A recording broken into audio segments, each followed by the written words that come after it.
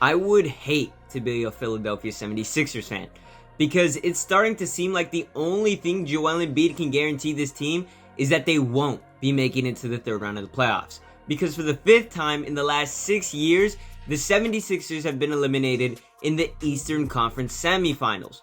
Why is that? Well, I don't know. This team has been competitive for 6 years now, and the only constant factor with every team is that Joel Embiid is a superstar. I mean, you don't look at the coaches, because Brett Brown was the coach for the 76ers for about their first 2 years of being good, and since 2020, Doc Rivers has taken over, and he can't seem to find success with this team either. So it's not the coaches, because they've had several coaches in this good era of basketball in Philly, and it can't be the co-star, because for a while Ben Simmons was the co-star, and even though he's fallen off a cliff mightily at this point, there was a time being where Ben Simmons was a fantastic partner to Joel Embiid. And after Ben Simmons fell off, the 76ers were able to replace him with James Harden. And for the last 2 years, James Harden has been pretty solid, but he hasn't been enough for the 76ers to clear that hurdle of the second round of the NBA playoffs. Well, if it's not the co-stars and it's not the coaches, maybe the role players are the problem. Because besides Embiid and Harden, the only other pretty solid players that this team has were Tyrese Maxey and Tobias Harris. Now, those guys are getting paid the big bucks. I don't know if Maxey is, but I know Tobias has got that huge contract. And of course, Philly has more role players. I mean, they wouldn't be a top seed if they didn't have more than just 4 good players. They also have DeAnthony Melton, Shake Melton, Georges Niang, PJ Tucker. PJ Tucker is highly underappreciated, undervalued in this league. But those role players don't seem to be good enough because they didn't help these two superstars get over the hump that is the second round of the NBA playoffs. Now, this team, going back to 2018, I think. 2018 was the first good year. And the bar wasn't set high for the 76ers, considering that the year before they had only won 28 games. And all of a sudden, they're a playoff team in 2018, and they've won 52. So things are exciting. This is Embiid and Simmons' first run together. So, and plus they had Dario Saric, JJ Redick, Robert Covington. This was a pretty good team in 2018, just saying. Anyway, this good team would make it to the second round after beating the Miami Heat in 5 games. And in the second round, they met their match. I'm talking Jason Tatum, Jaylen Brown, all super young. I'm pretty sure Gordon Hayward was on that team, and Kyrie Irving. How this Boston Celtics team didn't win a championship, beyond me. Maybe Kyrie wasn't showing up. I don't know how the Celtics team didn't win a championship. But what they did do was beat the 76ers in 5 games in 2018. Now, after the 76ers fell down 3-0 in the series, everyone kind of knew it was over. And thus bringing us to 2019, where I believe that the 76ers had their best starting 5. I mean, this starting 5 was stacked. They go to the second round surprisingly after winning 52 games in 2018. So they're like, okay, 76ers will bring in some stars. They brought in Tobias Harris and Jimmy Butler to play alongside JJ Redick, Joel Embiid, Ben Simmons. The best starting 5 they've had in the process era. I'm going to say it. Hands down, this is the best team they've fielded. And they proved that. They were pretty good in the regular season. And when the playoffs came, they rolled over Brooklyn in the first round. I'm pretty sure that was D'Angelo Russell, Brooklyn Nets, 2019. Correct me if I'm wrong.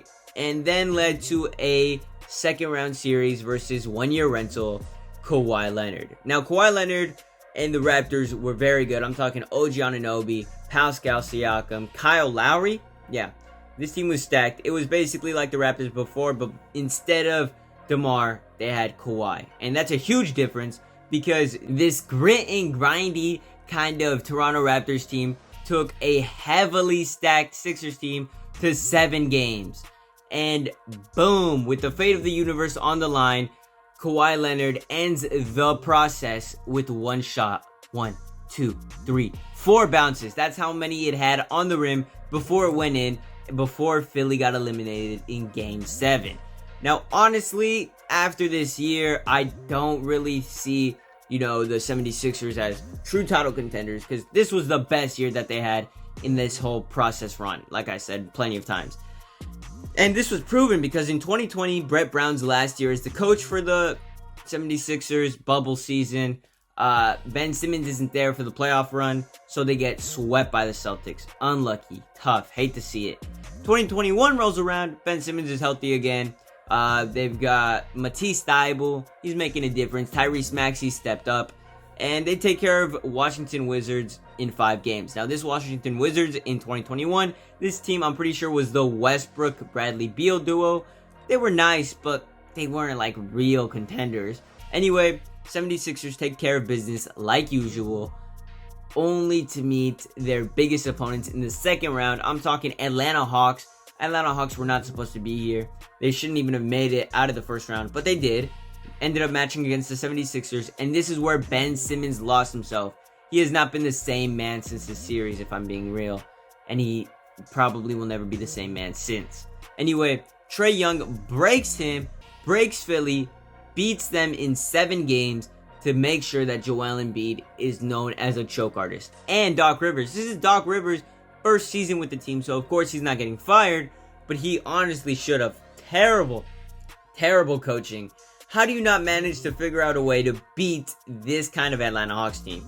They did not belong here, and 2021, that was the year that the Bucks made it to the finals, and they proved that Atlanta didn't belong because they beat Atlanta pretty convincingly in the conference finals. Anyway, this would lead us to 2022, where the 76ers, they decide to trade for James Harden at the trade deadline, especially after Ben Simmons drama. That was a mess. We won't go over that. Gone over it plenty of times in other videos. Here, click on one of them. Been over it hella times. So let's just get back to the 2022 postseason run, where they beat the Raptors in 6 games in the first round. Now, this is James Harden, Joel Embiid's first year, Doc Rivers' second year. You know, people are excited. Now, the excuse this time was that, oh, James Harden hasn't had a full season, but tell that to the 2023 Lakers. Half this team was added at the trade deadline, and look at them now. All I'm saying is that they're on the verge of a chip, so maybe it doesn't matter that a team was created at the trade deadline. Just saying. Because in the second round of last year's playoffs, the Miami Heat, yes, Jimmy Butler came with Bam Adebayo, with Tyler Hero, the guy from the Jack Harlow song, and they beat the 76ers in, 6 games, convincingly. Honestly, I didn't think Miami was going to win that series. They proved me wrong, just like they proved me wrong this year when they beat the Bucks. Doesn't matter.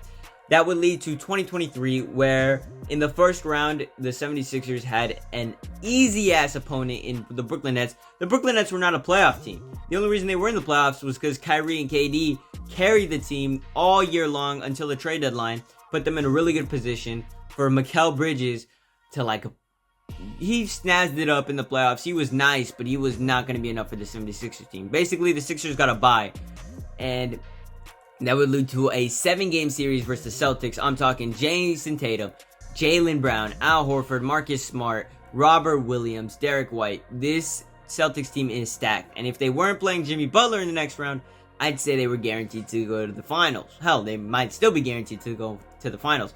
This Celtics team is nasty. The only team in their way were the 76ers with Tyrese Maxey, DeAnthony Melton, James Harden. And speaking of James Harden and Joel Embiid, they didn't show up in Game 7 because the 76ers got blown the hell out. Both their superstars shot terribly. And honestly, they lose again. They lose again in seven games. This is the 3rd time that Joel Embiid's lost a Game 7. If it's not the co-stars, if it's not the coaches, if it's not the role players, it's a superstar. You cannot win. You can't make it to a conference finals with Joel Embiid as your superstar. That's all I'm saying, and it's been proven time and time again. So what's the move for Philly going into the offseason? Well, James Harden is probably heading back to Houston. Doc Rivers is probably going to be the scapegoat, so bye Doc Rivers. I mean, Monty Williams was just fired. Mike Budenholzer was just fired. So Doc Rivers being fired wouldn't surprise me at all. Anyway, him gone. James Harden's gone. Best move, trade Joel Embiid, get as many assets as you can, and build around Tyrese Maxey. That might be a wild statement, but if I'm a Sixers fan, that's what I'm hoping for. Anyway, catch y'all later. Much love. Deuces. And don't trust the process.